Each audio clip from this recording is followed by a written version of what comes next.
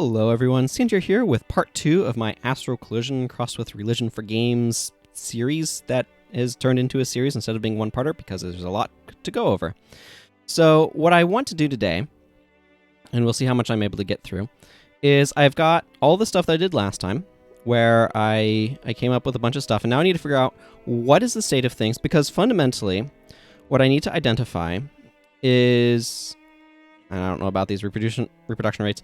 What I need to figure out is, A, how these characters fit into their worlds, and then B, what is the state of the world in for each one of these before the Astral Collision happens. So basically, what are the events leading up to the Astral Collision? What does the world look like then?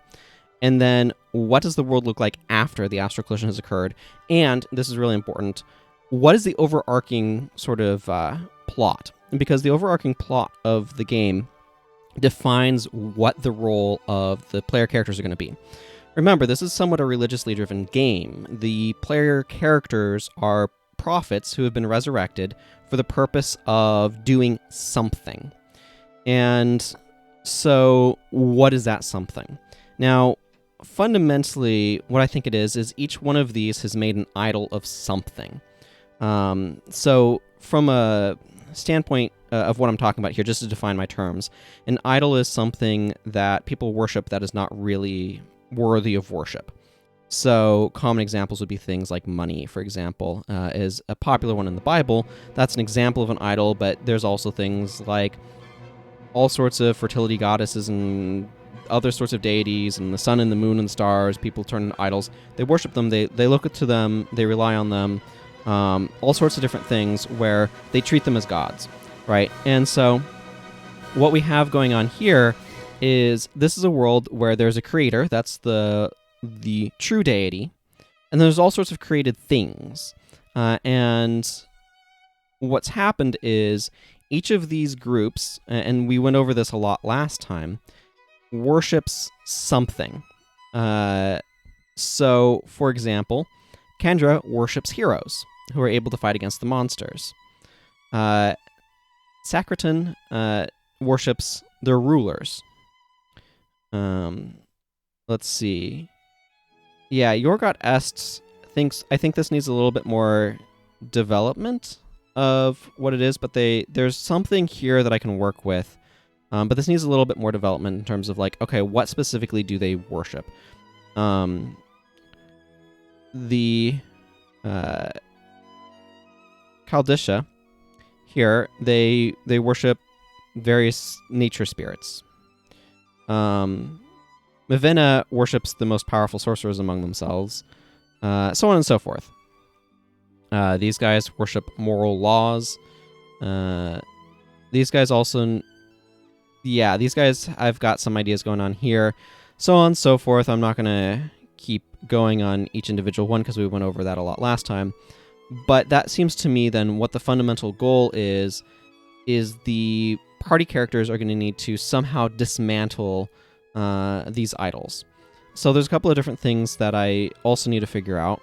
One of them is I have this idea that I mentioned last time. Where did it? Yes, right here. Monuments to the creator, maybe some sort of unified poem that when interacted with set that as the respawn point.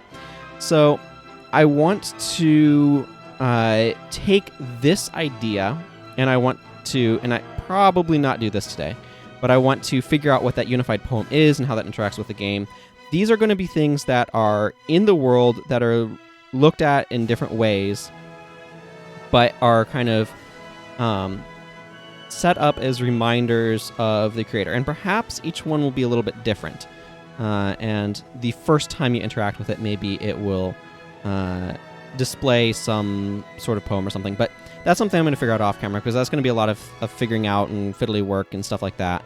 That is... It's important for the thing, but it will make for very bad viewing. So anyway, what I want to do at this point is kind of go through these a bit at a time and figure out, okay... or location at a time, and figure out, okay, here's where it was, like, here's what happened to it, when the split occurred and the sort of trajectory it is on, where did it end up, and why did they do the coming together thing. So let's just go ahead and review this. It's been a week, roughly. So in Kendra, they wanted to be master hunters, and so they got a world of vicious monsters that they have to hunt.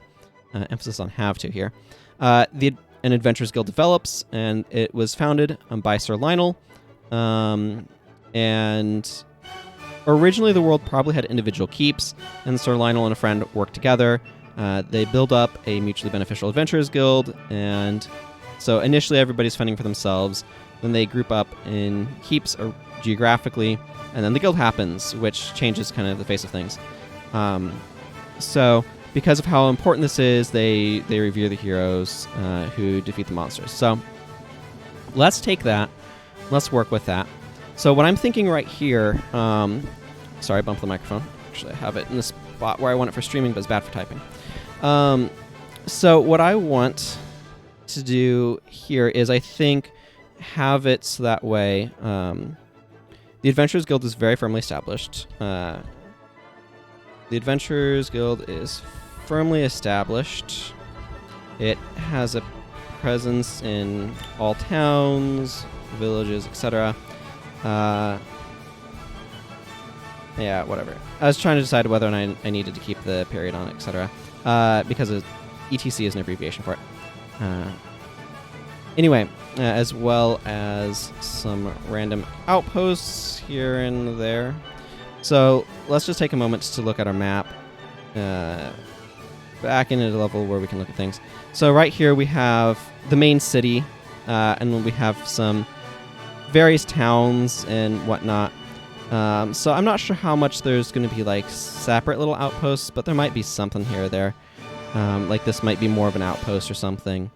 But each one of these little villages and towns is absolutely going to have some amount of Adventurers Guild presence in it, because that's the fundamental structure of this world. So, and I'm probably going to be referring back to this map several times. So, so the state of things is going to be, what I'm thinking here is, there are probably several teams of well-known, revered heroes. Fewer R's.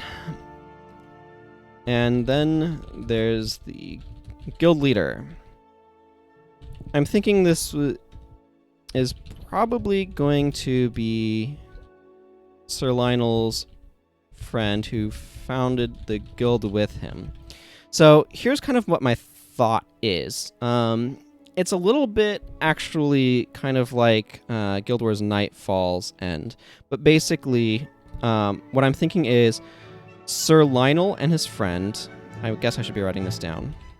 Sir Lionel and his friend fought valiantly against the monsters. And I'll fix that typo because it's going to be bothering me. And eventually found the master of the monsters. They struck it down, but that's supposed to be a they, not a the. Sir Lionel was betrayed by his friend, who became the new master of the monsters and slew Sir Lionel. Spread the story that Sir Lionel valiantly sacrificed himself to destroy the monster leader. That is a parenthesis. Okay, so this is kind of the state that I'm envisioning it kind of arriving at. So this happened fairly early on, if we remember up here. Not that, yes, that far. Sir Lionel is early. So he foresaw, the period of Astral Collision. He spoke about it, and he and his friend fought against the monsters, and So he's kind of... Sir Lionel is revered as a martyr, but his image has been distorted by his traitor friend. So I think this is kind of important. This is how Sir Lionel fits into this world. And then... So this traitor friend becomes the master of the adventurers, if I can spell, guild, as well as the master of the monsters, and works to keep a sort of... What do you not like about of the monsters? No, ignore. It works to keep a sort of equilibrium. So this is important. The goal here is... I mean, it's... I've been watching on Extra History lately where they've been talking about the policing of London with... Oh, I forget the guy's name. Wells? Something like that? I don't remember exactly. But there's basically a guy who is like the thief taker general who's like, oh man, here's the guy who takes down all the thieves, but he is also like the thief kingpin, like the criminal overlord of London at the same time. And I'm envisioning this guy being in a very similar place. And in fact, I may potentially name this guy in a way that's reflective of that character, because I feel that that's a neat little way to not take a nod towards some real-world history stuff. That wasn't necessarily direct inspiration, but it's a similar sort of parallel idea, if that makes sense. Or at least I don't think it's direct inspiration anyway. It can be hard to tell with inspiration. So, anyway, this... he wants to expand business and thus brings about the Astral Collision as he learns how to do so.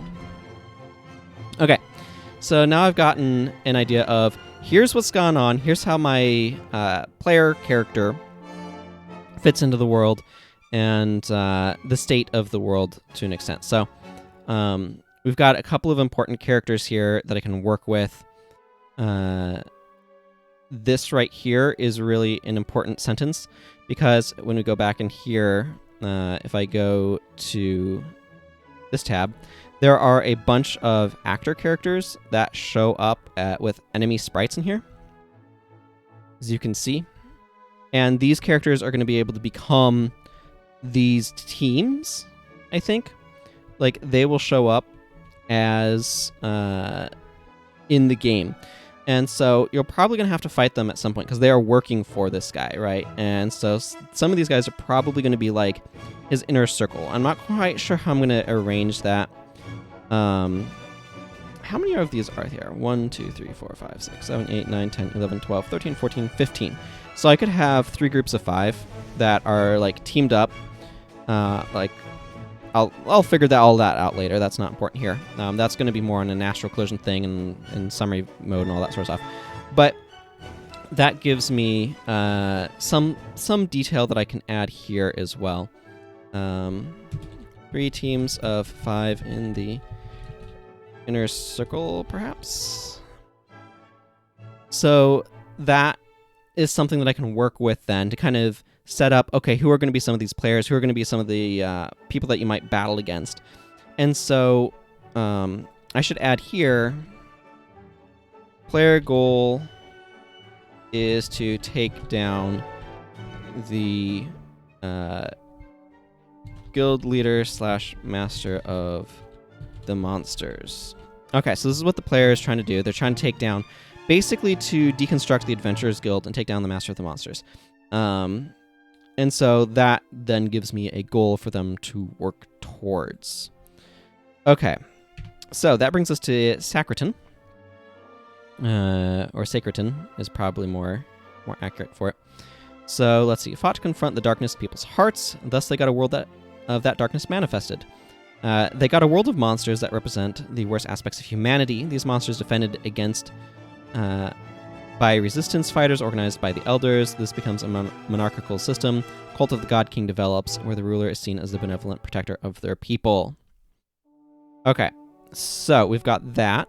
That gives me something to work with. Now, this is Lady Isabella, who is early.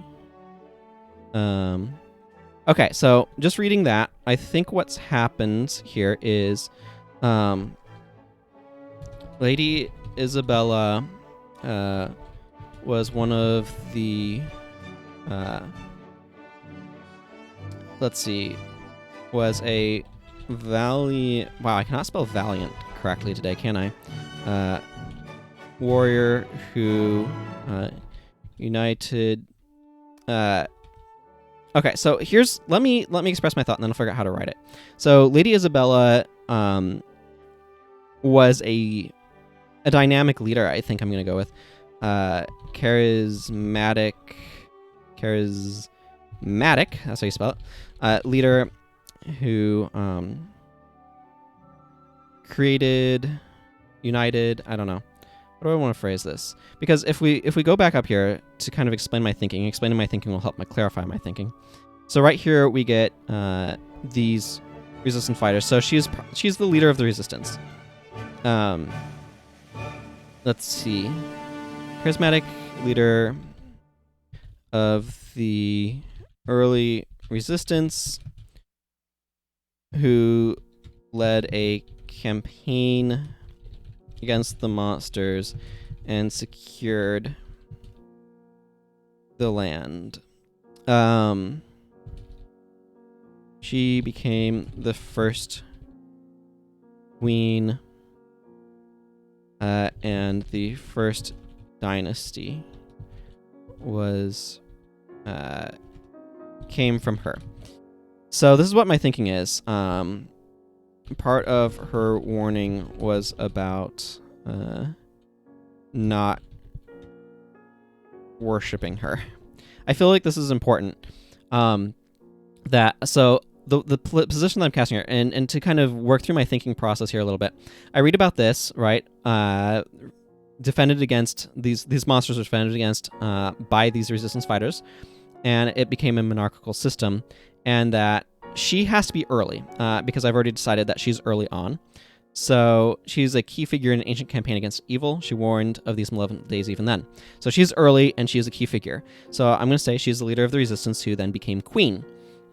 She became the first queen because the people were impressed by her, loved her, that sort of thing.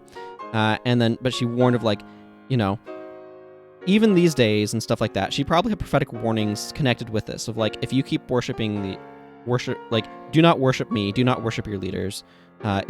Problems develop when that happens, and then has prophetic warnings connected to the Astral Collision and the events that occurred afterwards. So what I see happening here, and let's go ahead and go to, this is their lands right here. They've got some weird random stuff that happened. I don't know. It seemed interesting at the time. But this is kind of their stronghold here. And they have a wall to try to defend them with mixed success. This is where the sort of the stronghold of some of these monsters is over here. Obviously, there's going to be a lot more like stuff to explore and whatnot as I get it pulled together. But the basics is this is where this kingdom is of Sacreton. And what I'm thinking is something's gone wrong with this ruler where they have fallen into this belief of their own self is sort of a supernatural entity, but they're not, right? That's the thing. What's really important here is there's nothing supernatural about them, but they've fallen into the belief that there is. So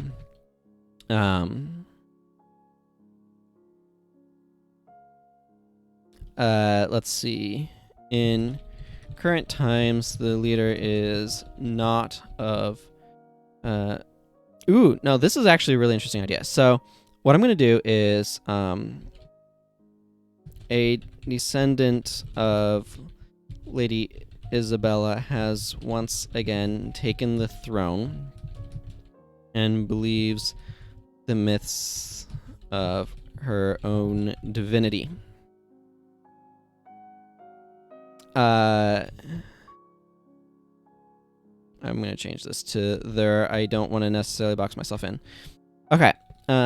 And believes the myths of their own divinity. So let's see. They bring about why the Astral Collision to expand, like, under the pretense of divine mandate, or and to spread their divine rule. So kind of this idea that this individual believes themselves to be a divine being that needs to, like, bring order and peace to the world. Believes they need to bring order and peace to the world. This is not... Okay. So then, what is the player goal here?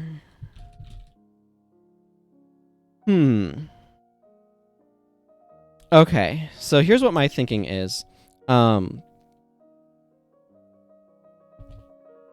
They learn the hard way that they're wrong. Humbled, their kingdom is now in desperate need of help. They had grown complacent. So they had been so effective at suppressing the monsters that when this Astral Collision happened and things got really disrupted, that now they're in a sorry state and they need help. They need protection. They need to have things fixed. So they have learned their lesson, right? They have learned their lesson. They've learned their lesson. Player goal is to probably defeat some sort of monster lord.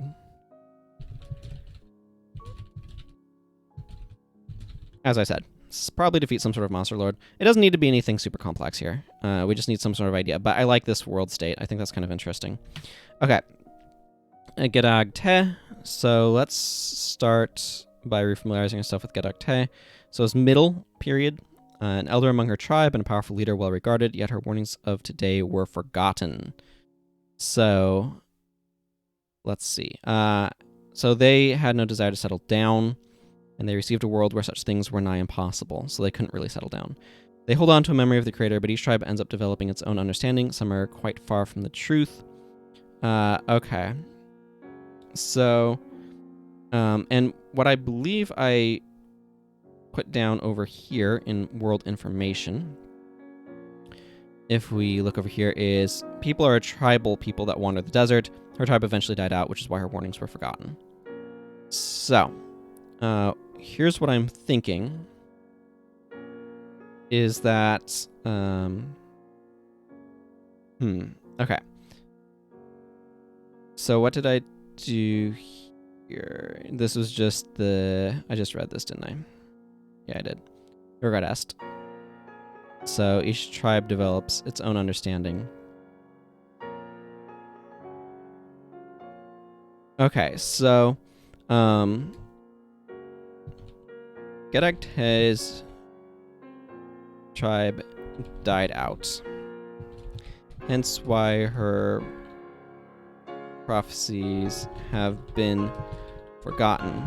They probably died out because I'm thinking there is a lot of religious based warfare. The tribes of Yorgot Est fight over resources, but also in the name of their disparate religious beliefs. For anybody else where that capital H was bothering them, you're welcome. Okay, so let's go ahead and look at the map, because this is an important part of figuring out what's going on. So they had Mishizo's place pop up, and I forget what I called it off the top of my head, but they had it pop up in the middle of their desert, which wasn't great. But we see that there are quite a few structures about. We have this random pyramid hidden in the corner, but then we have a bunch of tents. So there's 1, 2, 3, 4, 5, 6, 7 tents. These tents will represent nomadic groups. Sorry, I was just making sure that I counted correctly because I kind of hid some of them a little bit. And then we have the settlement up here. I think this settlement is probably the strongest group, the strongest tribe that was able to actually find a place to really settle down and establish themselves. And they're probably the most militaristically powerful. Waltz of the Flowers by Tchaikovsky. So what I'm thinking is that there's been a lot of attrition. So the most powerful community was able to establish itself in a corner of the world where they actually had good access to resources. The rest of the tribes wander and often find themselves in conflict. See above. So, the most powerful group entered into the Astral Collision in order to gain access to more resources. That seems like a pretty straightforward reason to do it. They want more resources. They were in a desert world with very limited resources and where they had to do a lot of wandering around to be able to get access to new resources, and where they were constantly in conflict with each other, as you had different tribes that basically all called each other heretics, and so on and so forth. So this is kind of the state of Yorgot Est. Now, the question is, what is the player goal? What are you doing in Yorgot Est? What do you need to accomplish? Here, I think a lot of the enemies are probably going to fight. There's probably going to be a few monsters here and there, but there's probably going to be a lot of bandits and things like that. They're probably pretty xenophobic. Probably mostly going to be bandits. These people are probably pretty xenophobic, and maybe a few monsters as appropriate. So I feel like most of the situation is going to be sort of caught up in sort of these religious divisions. So the challenge here is always, how do you resolve that? I think what's going to need to happen is the player goal is to prove their authority to each tribe in order to bring unity to the region. Because basically what you need to do, you are playing a group that has legitimate divine authority, right? That's one of the key things here. You are playing a group of resurrected prophets. And so Gedegte doesn't have much of an advantage here because her tribe's gone, right? That doesn't help her. But you can go... You need to go to each of these, 8 tribes and be like, yo, and it's probably going to be different things to each one, but prove that you have divine authority, and in order to bring unity to the region. I think that's kind of the idea, is to heal this. In other words, to heal this religious warfare and bring reconciliation to the region. That's not how you spell region, see here. Okay, so that gets us a little bit further there. And next is Esgardul's place. Now, Esgardul, let's remember what he's about. So Esgardul, he was known as an eccentric, but so he is early-ish. So on the earlier side, not necessarily right at the beginning though. Skedegtez in the middle, it doesn't really matter for the most part because her tribe fell out of existence. But Esgardul was somewhat early. He was known as eccentric, but none denied what he foresaw. Even now his ancient words guide his people. Emphasis on his people. So let's go look at Esgardul's place, which is Kaldisha. So they love to study the mystical and supernatural and got a world plagued by spirits of many kinds. Almost all of them fell into worshipping some of the kinder, more powerful spirits of the land. So Kaldisha is up here. So this right here is Kaldisha. And we have a bunch of different structures. This right here, if I remember correctly, is going to be Esgardul's people's place. But each of these are probably worshipping a different, I don't know about this, but worshipping a different, being. And they worship the creator still. That's really important. Esgardul's specific group worships the creator. But all of the rest of them have gone kind of to the side. And so, let's see. There's a bunch of different places there. So let's go down to here. I already had the cursor there. How convenient. So Esgardul established a religious sect that worships the creator. You know what? I just realized I can. Well, this is not really normal. I have zoom right here. Let's zoom in 200%, so this is easier for y'all to read. Ooh, that looks massive now. Hopefully that makes life easier for y'all, though. Ooh, that looks so big. Okay. Sorry, I'm just used to the standard font size, so when I bring it in this big, it looks enormous.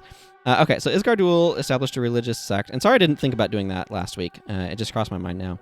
Okay, worships the creator. The rest of his people have centered themselves around various other theme selves. What's a theme self? Tell me in the comments. Okay, have centered themselves around various other entities, I guess. So, his sect survives to this day, but it has relatively little influence given how large the rest of everything is. Nevertheless, they remember his teachings and participated in bringing about the Astral Collision, knowing that it would proceed. Is that how you spell proceed? No. For some reason, I always think, because there's so many things, right? Like succeed and stuff. I mean, mostly succeed, I guess. But where I want to have two E's and instead of the EDE thing, I don't know why. Here is typing spelling quirks with Cnt here. Knowing that would precede a restoration to worshipping the true, I guess the true God, for lack of a better phrase, among their people at large, which they desire. So, player goal is to, I guess, defeat the various... I don't know. Defeat the various... This is a question mark. That question mark is uncertainty about the thing, not a punctuation mark. Okay, so player goal is to defeat the various spirits that the other sects are worshipping, or to otherwise somehow dismantle those sects. It's really hard to make that sound like the word that it is and not a different word that sounds very similar. Or to otherwise somehow dismantle those sects in order to restore proper worship of the Creator. That seems pretty straightforward. This one I already remember kind of off the top of my head, but there's some stuff that I want to familiarize myself with. Okay, so this is right here, Mavina. So desired the power of the gods, and thus got a world of ruthless ascension through deicide. Tends to view the most powerful sorcerer of the lands as a god. All right. The most powerful sorcerer of their lands, yeah, okay, as a god. Kind of various fiefdoms of deities. So this is kind of what's going on here. Now, what did I say about Telmand? So he's late, known for his insight into the ways of magic, and he said he knew the ways of gods, yet his words were ignored. Yeah, because he would have told people, no, this is not... Because they have a lot of strong magical power, and they studied magic a lot. In fact, Mavina is an anagram of Vinheim, which fans of Dark Souls know what that's referring to. So here we have a really interesting conundrum, because so this world, which one is? Yeah, okay, I'm remembering now. It's might be easier to find zooming out. Yeah, right here. This is Mavina. And so you can see they're quite technologically advanced as well. If I remember correctly, over to our spreadsheet here, Mavina is modern. So they've managed to have a lot of technological progress as well as, so a technologically and magically advanced society that views their gains as the blessings of the all-powerful... Not really. Let's see. God Sorcerer. So that seems pretty straightforward. Who probably lives up here. That's my guess. And then the rest of, like, everywhere else kind of under his control. These areas probably had deities that fell out of favor or, you know, were deicided.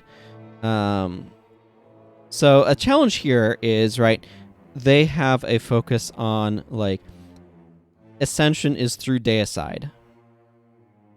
So what do you do when that's kind of the way that things work? And this is part of the reason why they didn't listen to Telmand despite his power. And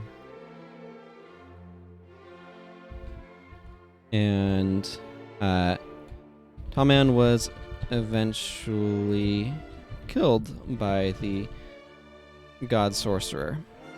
So let's see. I think that's probably what happened here. Telmand was really talented, a really talented sorcerer, but he didn't want the sort of deity power. He understood sort of the nature of things for whatever reason. And remember to get drinks of water, everybody. And so this needs to be something where... what does the player do? Like, this is a pretty straightforward state of the world. It doesn't need to be more complicated than this. Some of these need to be more complicated, but this one's pretty straightforward. Current state is there is one god sorcerer, secret underground organizations trying to compete for the God Sorcerer's throne. Current God Sorcerer has ruled for a long time. So what I'm thinking is originally there were a bunch of different people who were kind of competing, but slowly somebody kept winning and winning and winning and has kind of ascended to a very high position and has become a powerful ruler. Brought about the Astral Collision to spread influence, really. Like, that seems pretty straightforward.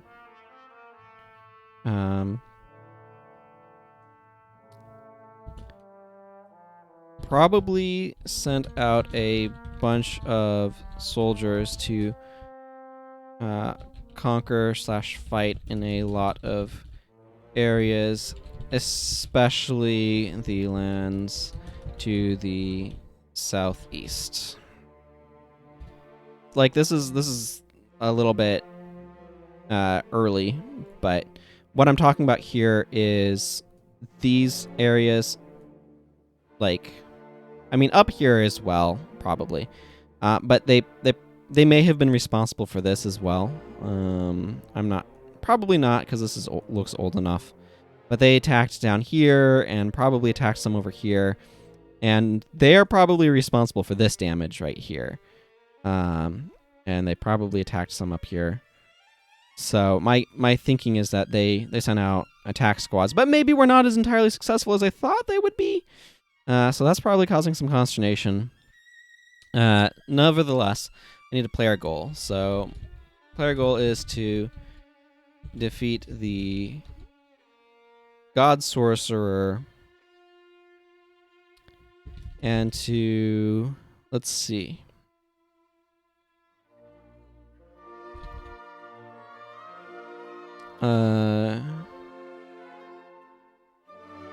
Dismantle the cult associated with it. That seems pretty straightforward overall. This one's going to be interesting. Galden. Let's see, where are we at in time, and how many of these do we have left to do? So we've done 1, 2, 3, 4, 5. So we have 9 left. Let's get through 7 of these today, and then we'll need to do more later, because we're approaching an hour. There's a lot that goes into this process. And a lot of, like... This is one of those things where the process of trying to figure out how you want to structure stuff can actually take a decent bit of time. Okay, so getting back into this, Kalissa and Galden. So, let's look at Galden. So they fought, they sought purity, and in the end fought to purge even themselves. They came to worship a set of moral laws. 2 factions developed different sets and fought against each other. So that is reflected right here. This is their lands. So one side over here, one side over here. Ancient battlefield of hideous poison swamp over here with some ancient strongholds that got kind of destroyed in the fighting. Not quite sure what's up with this cursed castle thing over here, but it looks cool. So there it is. I'll figure it out. But you'll notice there's a couple of other things I did with this. There's 2 different ground things. There's grassland B and grassland A. One of them is a little bit darker and more saturated, and that's over here. And then the other is a little lighter, less saturated. It's over here. They have different tree types as well, so just give slightly different visual aesthetics to them. But they have fought a big war between each other. So that's kind of important. And let's see. Okay, so that's Galden. What do we know about Kalissa herself? A mighty general who led her people to great victories. Terrifying visions led to her public humiliation. Okay, and she kind of occurred in the middle.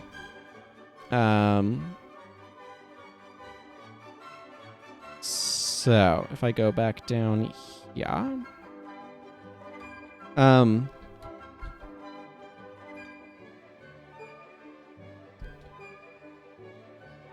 I don't know what I had selected at the moment, but apparently it wasn't anything.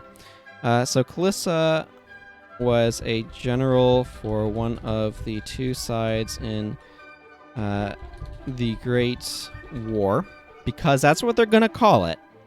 It's a big old war. What are you going to name it? The massive...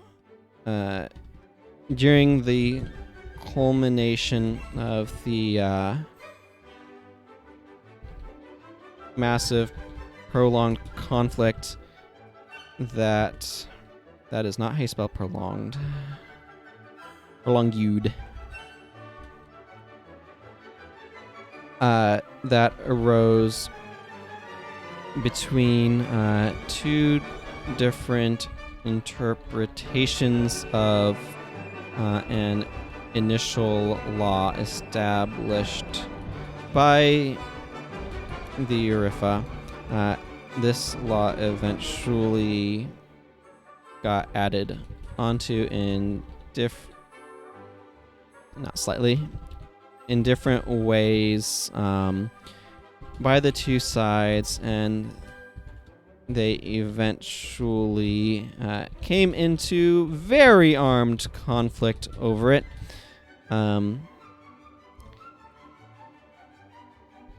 Kalissa was a successful general, but then began receiving visions that led to her disgrace. She probably died in isolation. In exile. Yeah, that makes sense. The two sides currently have an uneasy but somewhat ignorable stalemate. No one wants to go across the nasty swamp that the old battlefields became. So this is kind of what I'm envisioning right now. Is there kind of like, you know what, we'll stay over here and you'll stay over there, and we will each practice things as they are because we don't want to go across this mess right here that we made fighting against each other. So that's kind of where I'm thinking this goes. So you got one side here and one side here. Now, what I need to figure out is, how does the Astral Collision come to this?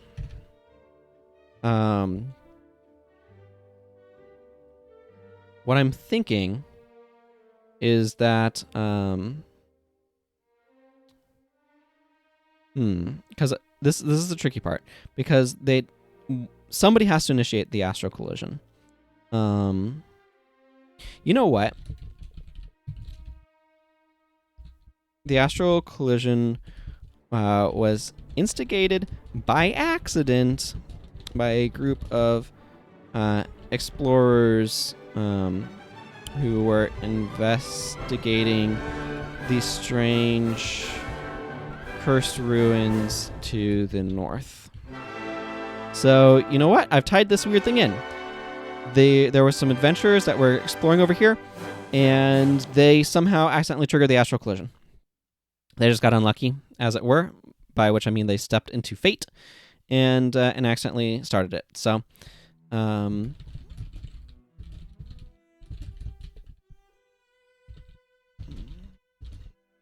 now I need the player goal.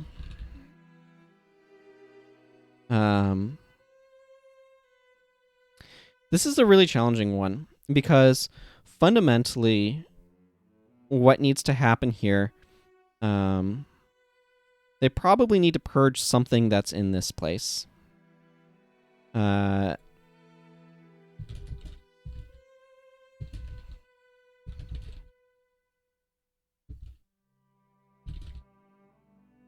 But what you're dealing with here is you have people who have become so enamored with following a law. It's actually a very similar situation over here, but slightly different. So over here, this is Sophia's place. I forget what it's called off the top of my head, but this is where Sophia is from.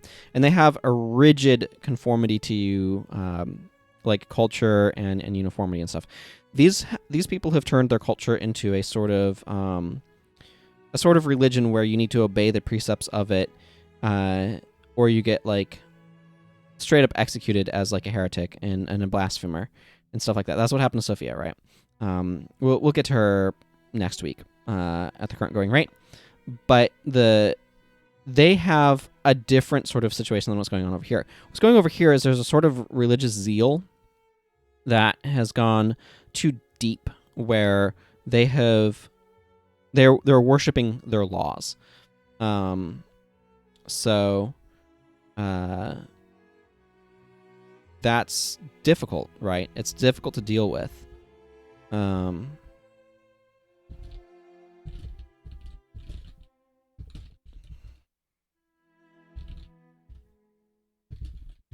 So they worship their moral laws. And the challenge here is, how do you address that sort of system where people are worshiping their moral laws instead of the deity that those laws are supposed to be from? It's something that happens. It's talked about extensively in the New Testament, actually, in the Bible, where the Pharisees and teachers of the law and stuff were effectively worshiping the Mosaic law more than they were God himself. And they cared more about how they appeared according to that law and that sort of thing. But you also have stuff related to like the Inquisition, where people are trying to establish moral law. It's a little bit different with that. But it's a similar sort of impulse, and it's something that we call legalism, where people really are going hardcore after some sort of moral law and obedience to that law as a pursuit of righteousness, and it leads to self-righteousness. And so I think, like, these people, the Astral Collision has sent these people to a lot of conflicted turmoil. The world is not as they believed it to be, and they're questioning everything. So the goal is to find answers for these people. Requires some sort. That's not how you spell sort. That's how you spell soft. In my defense, F is just below R on the keyboard.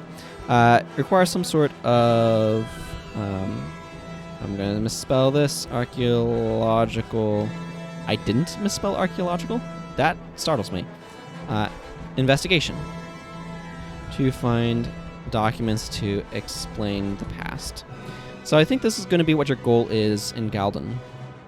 Is you come in here, and you're like, okay, we need to fix stuff, whatever's going on here, but you also find really important information that you can then share with the people of both of these areas in order to teach them about what has happened.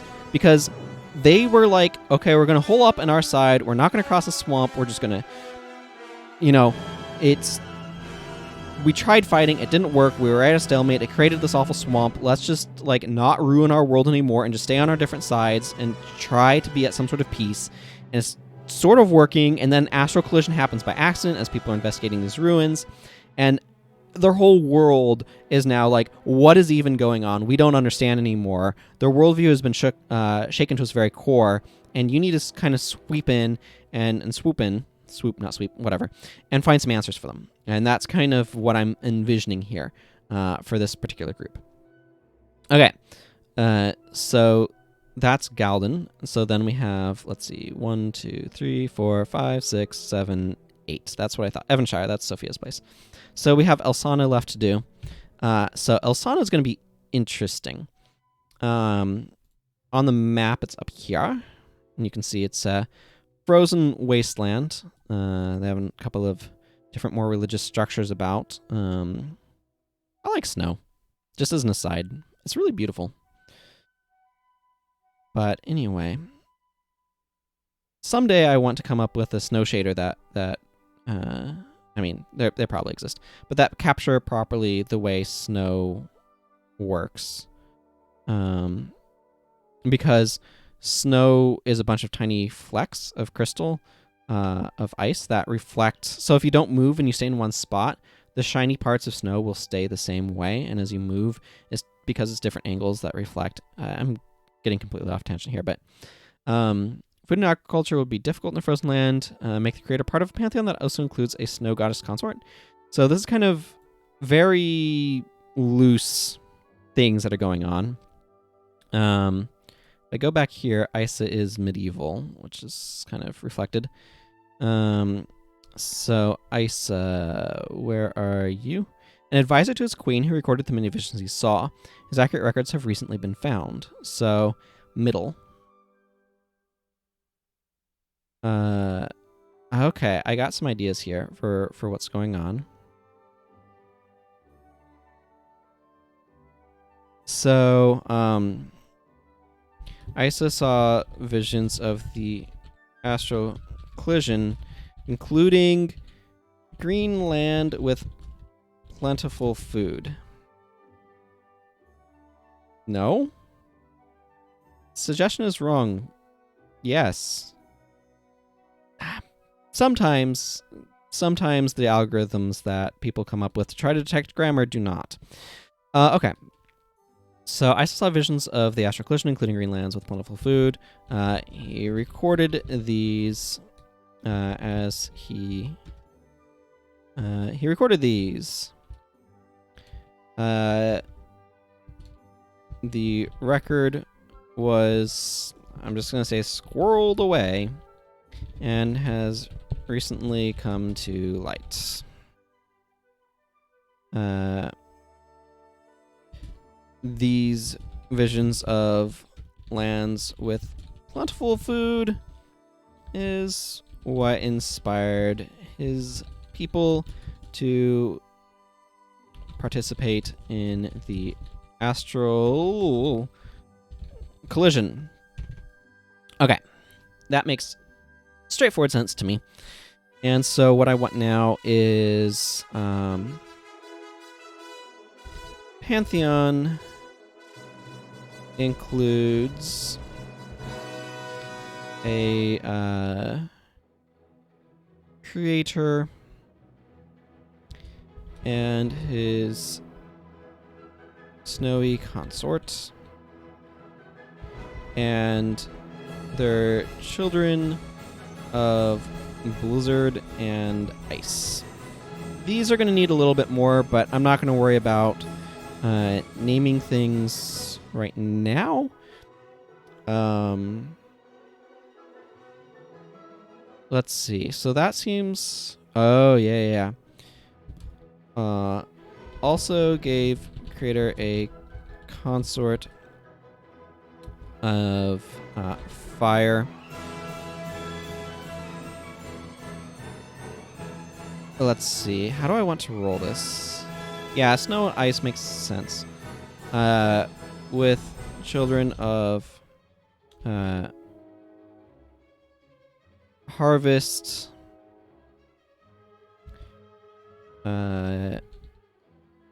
wood, and probably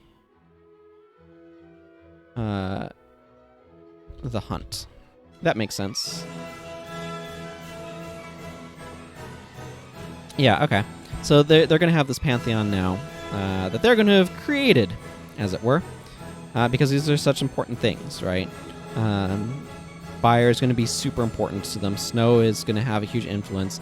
They're going to fear this side in one way and this side in a different way.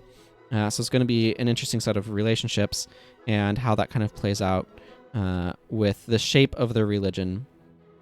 And they might have important, say, religious places like here and here might be to one side of the family or to the other and be considered very important.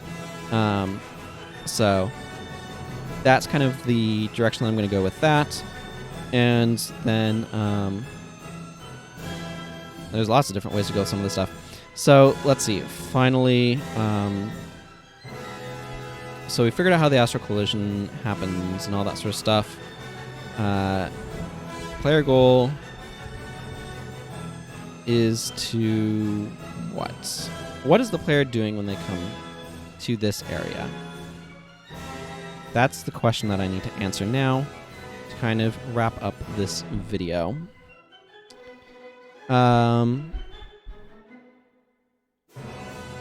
Spread teachings of the creator? I don't know. This is a challenging one as well, because it's like fundamentally dismantling this cult and powers associated with it. So, what do you not like about dismantling? Player goal is to, I guess, dismantle this cult is correct there. Sometimes it does get it correct. So, one of the things I'll need to figure out is what sort of enemies show up in that area. There's lots of different things that are available to me. I'm going to guess there's some sort of entities that are somehow associated with these that have come into being, but yeah, probably things like ice spirits. Oh, yeah. Here's what I'm gonna do.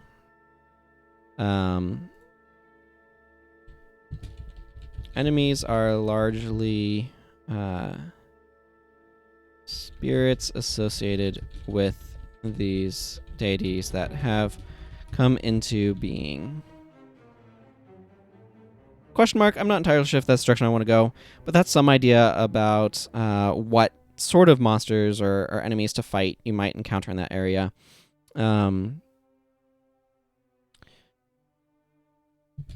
Maybe also just persistent damage effects based on cold/bad weather? Persistent, not ant. Okay, well, that's some ideas for what's going on here. So that gets us through half of them.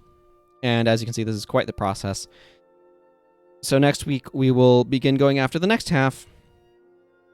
And then that's probably going to be next week, based upon how things are going so far.